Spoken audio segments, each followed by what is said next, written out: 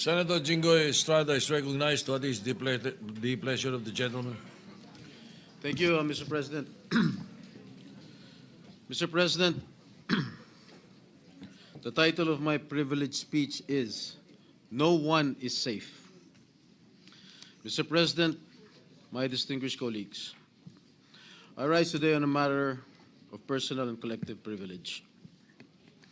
Yesterday, in the aftermath of the Senate Blue Ribbon hearing we held last Monday, my name was viciously, maliciously, and intentionally dragged and attacked at the Tri-Committee hearing of the House of Representatives. My attacker was no less than the person who I moved to be cited in contempt for shamelessly and repeatedly lying under oath about his role in the anomalous and ghost flood control projects in the 1st Engineering District of the province of Bulacan, where he served as Assistant District Engineer and later as OIC District Engineer until he was recently sacked. Mr. President, at the Blue Ribbon Committee hearing, all this person did was to play innocent, feign ignorance, and to try to convince us that he was simply following orders and instructions from his boss. From receiving $1 billion of cash, talking to pseudo-contractors, signing falsified documents, all the way to gambling away millions and millions of money stolen from the public coffers at casinos, he claimed that in all of these, he was just following orders. Indeed, when confronted and cornered with a barrage of questions from this representation and our other colleagues about his fantastic and shady lifestyle and dealings, he fed the committee lies and stories that taxed our credulity to the hilt and left us and the public in awful disgust. Clearly, he perjured himself and we cited him in contempt. Bunsod sa aking motion, ipinakulong natin siya. Mr. President, appearing the next day at the TRICOM hearing at the House of Representatives, this former DPWH Assistant District Engineer by the name of Bryce Erickson Diaz Hernandez, or Bryce, also known as Marvin Santos de Guzman, yung kanyang alias sa casino, apparently realized he needed to level up dahil hindi niya nalusutan ang ating Blue Ribbon Committee. Hindi pa sapat ang pagsisinungaling niya para pagtakpan at maisalba niya ang kanyang sarili. So while he was in detention here at the Senate, sabi niya, nakapag-isip po ako at nagdesisyon na maglabas ng ilang nalalaman ko sa flood control project. Tama po, sabi niya, tama po si Senator Lacson na mga engineers ng DPWH ay tila naging legman o bagman na lang. Kung tatanungin niyo po ako kung sino o kanino kami naging bagman, sasagutin ko na po ngayon.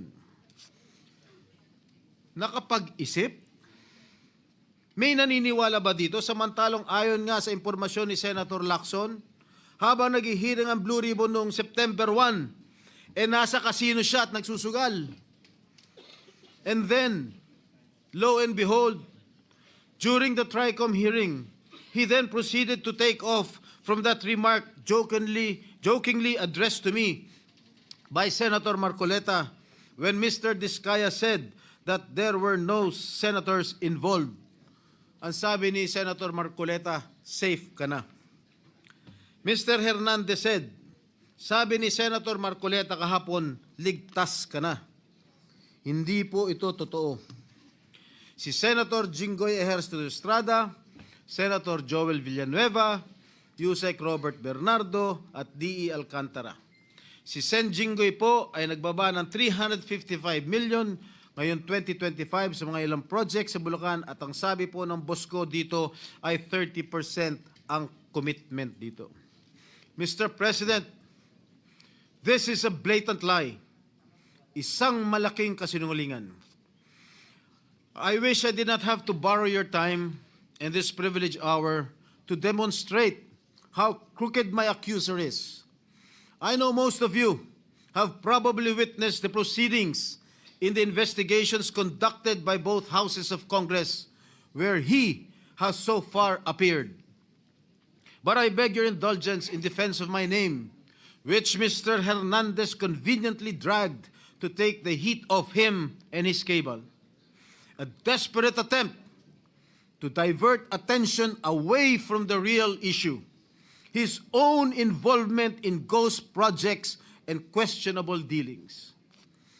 Batay sa aking mga nakalap na sinumpaang salaysay ng ilan sa mga kawani ng DPWH at mga kasamahan ni Mr. Hernandez, malinaw na sangkot siya sa mga ghost projects sa Bulacan. Pinatotohanan ito ng hindi lamang isa, kundi 3 opisyal na nagsabing siya at si RJ Dumasig, Project Engineer 1 ng Bulacan, 1st District Engineering Office, ay kapwa kasangkot sa mga proyektong ito. Pinatotohanan din ito ni na John Michael Ramos, dating OIC ng Construction Section ng Bulacan, 1st District Engineering Office, Ernesto Galang, Hepe ng Planning and Design Section ng parehong distrito, at Norberto De Leon Santos, Hepe ng Quality Assurance Section. Lahat sila ay nagbigay ng sinumpang salaysay na nagdidiin kay Bryce Erickson Hernandez. Ang dalawang ito ay kabilang sa tiniguruan ni Senator Lacson na BGC Boys o Bulacan Group of Contractors, mga suki sa kasino. Si Bryce, also known as Marvin Santos de Guzman, ay nakapaglustay na abot ng 435 million at nakapag-launder ng perang humigit sa 1 bilyong piso. Samantalang si RJ, alias Sandro Bernardo Park, ay umabot naman sa 16.9 million ang natalo sa kasino. Ginoong Pangulo, malinaw ang paglalahad ng ating kasamang senador na ang kanilang mga gawain ay nagpapahiwatig na sila'y sangkot sa paglilinis o paglalaba ng mga nakulimbat nilang pondo ng bayan. Sa aking pagtatanong nitong nakarang Lunes sa pagdinig ng Blue Ribbon Committee sa General Manager ng Sims Construction Trading na si Ginang Sally Santos, inamin niya na naghatid siya ng kabuuang 1 bilyong piso mula taong 2022 hanggang taong 2025 sa DPWH at iniabot yon kay Mr. Bryce Hernandez. Ayon pa kay Ginang Santos, ang halaga ng pera na kanyang dinadala na minsan ay nakalagay sa mga kahon ng noodles ay depende sa proyekto at minsan ay umabot ng 245 million pesos sa isang hatid. Kapal ng mukha mo.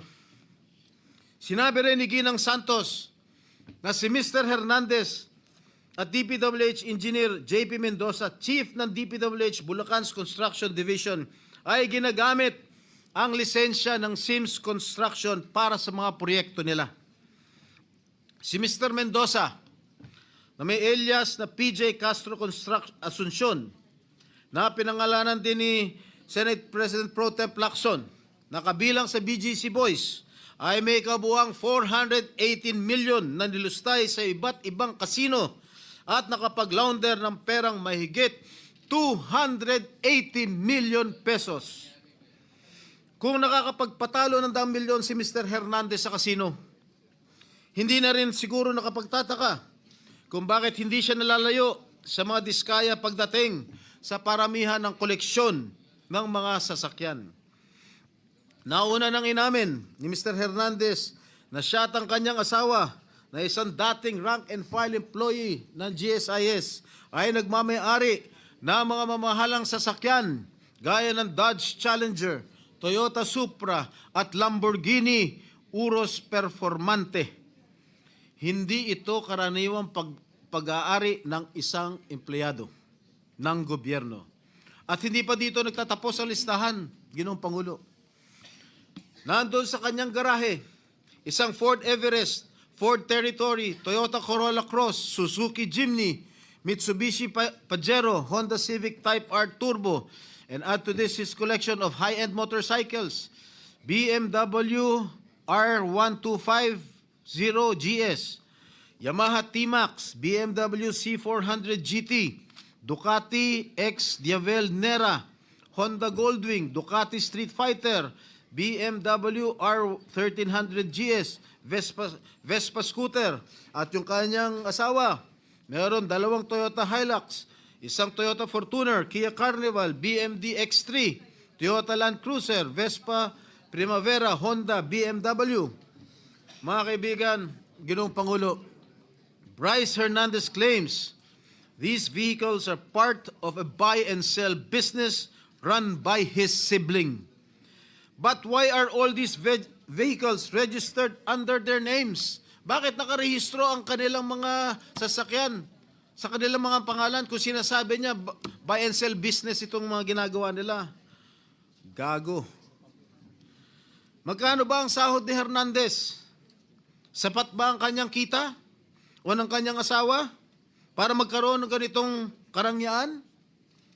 Mr. President, ginagamit bilang umano'y ebidensya laban sa akin ang mga larawang kuha sa iba't ibang okasyon gaya ng birthday party.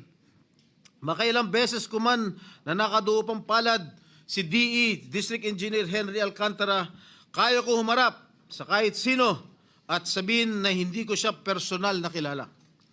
Mismo ang Pangulong Marcos na nga nagsabi na ang mga larawan natin ng mga opisyal o public figures ay hindi sapat na batayan para patunayan at masabing talagang kilala natin ang mga nakakasalamuhan natin.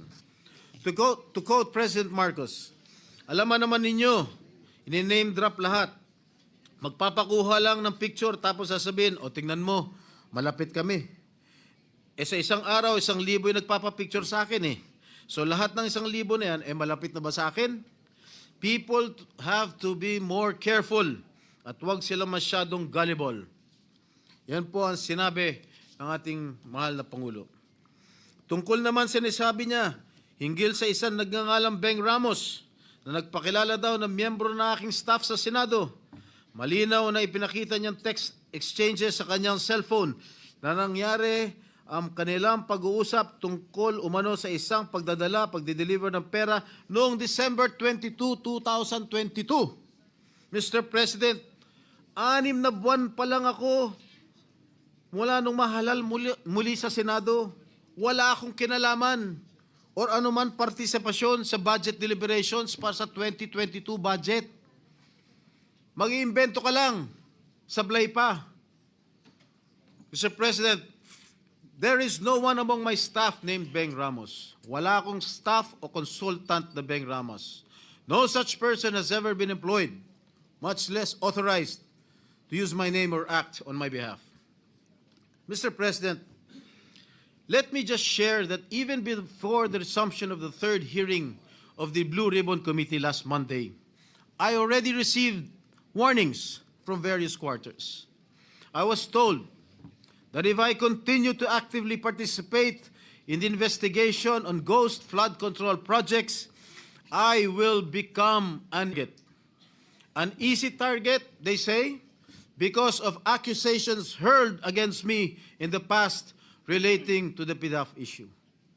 Mr. President, I told these people, warning me, and as I have stated at the start of the Senate investigation into these public works anomalies, hinarap ko po sa hukuman lahat ng kasong inihain laban sa akin.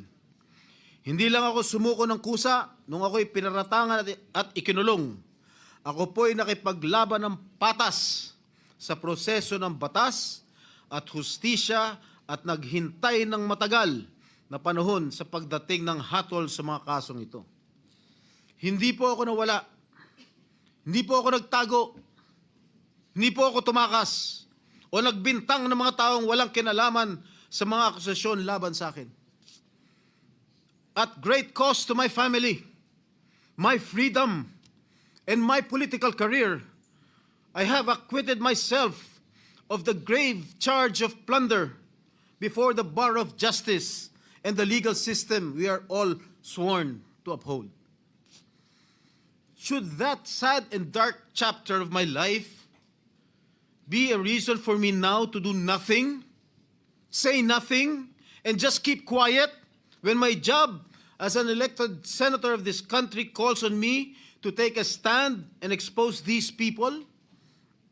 No, Mr. President, I cannot and will not shirk from my sworn duty to ferret out the truth.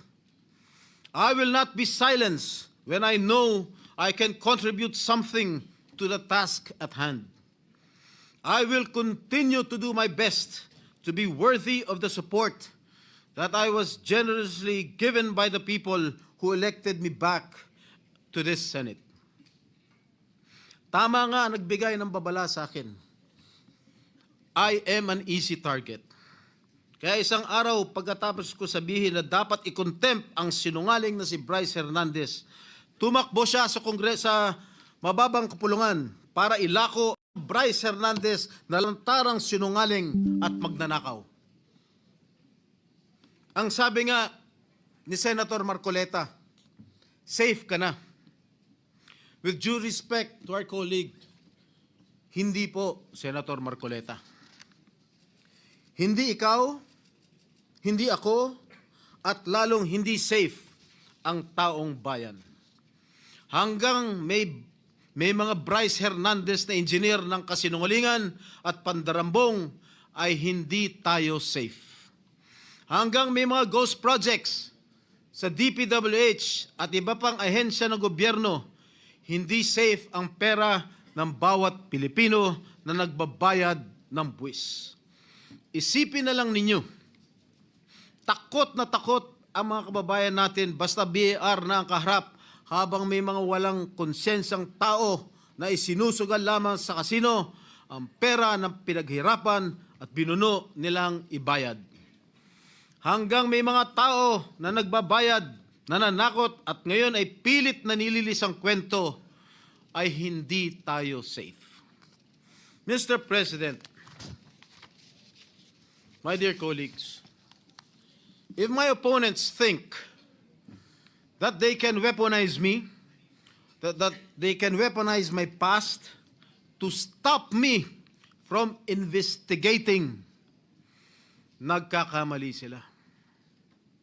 If my critics think that funding a social media campaign against me will prevent me from going after liars, thieves, and crooks, hindi nila ako kilala. I have been bashed and now targeted for the way I go after lying witnesses. Totoo, brusko ako magtanong at minsan ay naninigaw pa. But I make no apologies. Subukan ninyong humarap sa mga taong sinungaling at mayabang pa. Mga witness na halatang halata na niloloko ka. Mga opisyal na gobyerno na nagmamalinis at nagtuturoan. Tingnan natin kung hindi kayo magalit. Mr. President, my brother, Senator J.V. Ejercito, is known as the good one. Okay lang po yan. Dahil kapatid ko naman siya.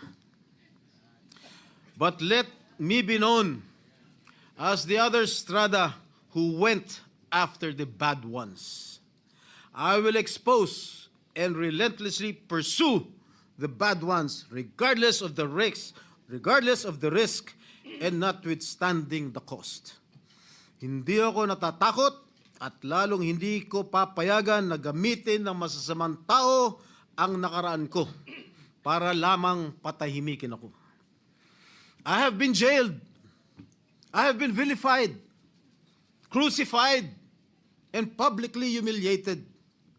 But I will never allow the likes of Bryce Hernandez to turn the tables on me. Kayo ang nasasakdal sa mata ng taong bayan, hindi ako. Mr. President, I vow never to let the masterminds and engineers of this massive defrauding of the Filipino people to silence me. Hindi pa ako tapos at lalong hindi ko kayo uurungan. Ginoong Pangulo, maraming salamat po at mabuhay po kayong lahat.